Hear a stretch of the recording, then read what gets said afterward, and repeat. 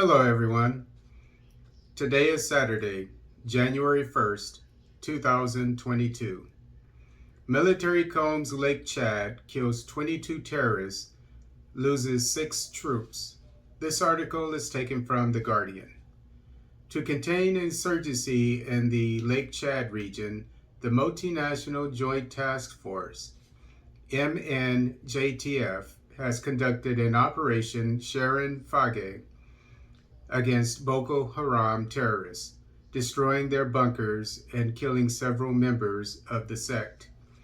The exercise was conducted by troops drawn from Sector 3, Monguno, Nigeria, and Sector 4, Diffa, Niger. The operation, which was supported by Operation Hayden Kai, Nigeria, targeted Boko Haram / ISWAP insurgents hibernating in Malam Fatori town and fringes of Lake Chad.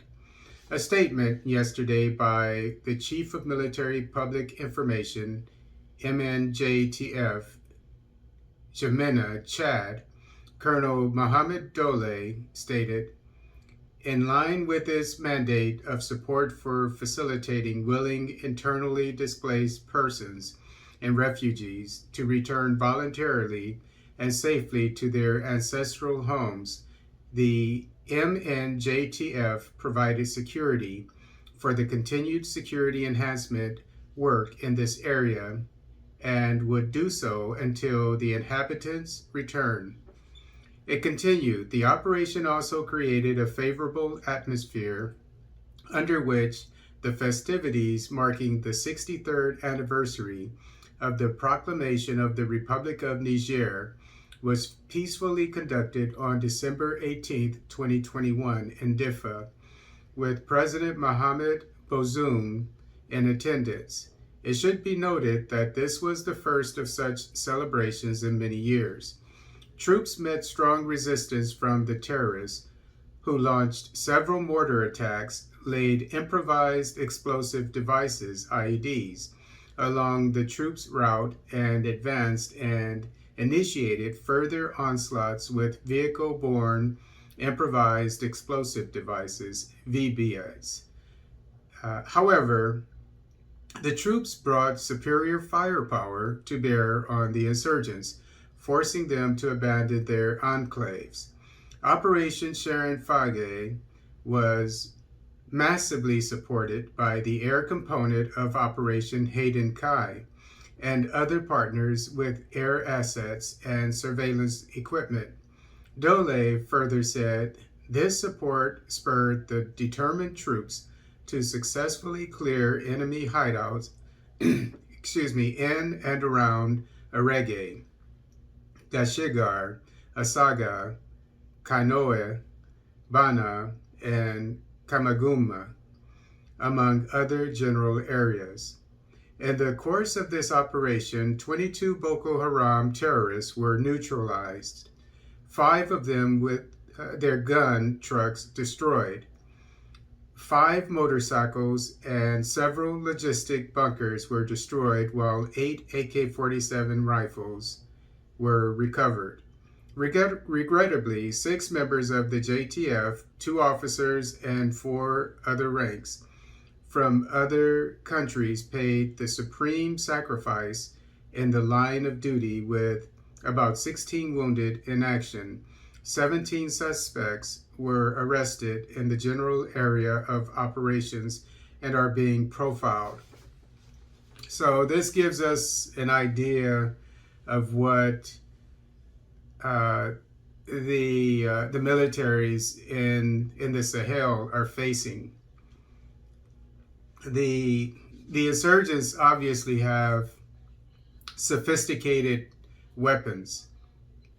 They have mortars, which are basically they're rockets, and they come in different sizes, but generally they're on a tripod that's about so tall. Generally speaking, they're kind of low to the ground. Tripod is about so tall, and then they're about this big around maybe. and about this long, like a canister, and then the mortar round is in there, and then it boop, it shoots up like a rocket. So, and it's accurate. It's not anybody can shoot these rounds. I don't know how to shoot them. It's a specialized in the U.S. Army. You have infantry, and you have different types of infantry. And one type of infantry is mortar, where that's all they do. So it's somewhat sophisticated, and they had IEDs, roadside bombs, VBIDs, which are vehicle-borne bombs, maybe a bomb inside a vehicle that blew up near them.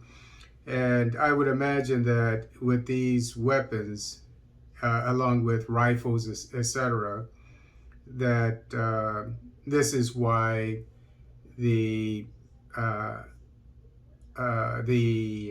militaries that are fighting the Nigerian and Nigerian militaries had some casualties. They lost 6 personnel, but they killed 22.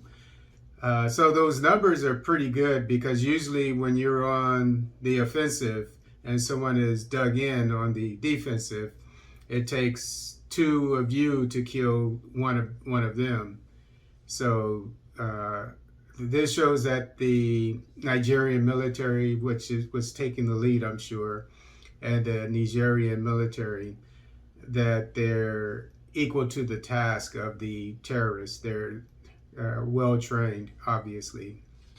But what also helped them out, other than their superior firepower, they didn't say what their firepower was wisely, but they had air support. They had either helicopters or airplanes, probably, that were able to fire at and perhaps kill the insurgents.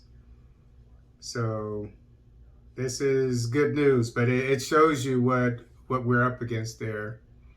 It's not a cakewalk by any means, and this seems to be the norm. So if we're going to defeat this insurgency, we're gonna have to take some casualties, unfortunately.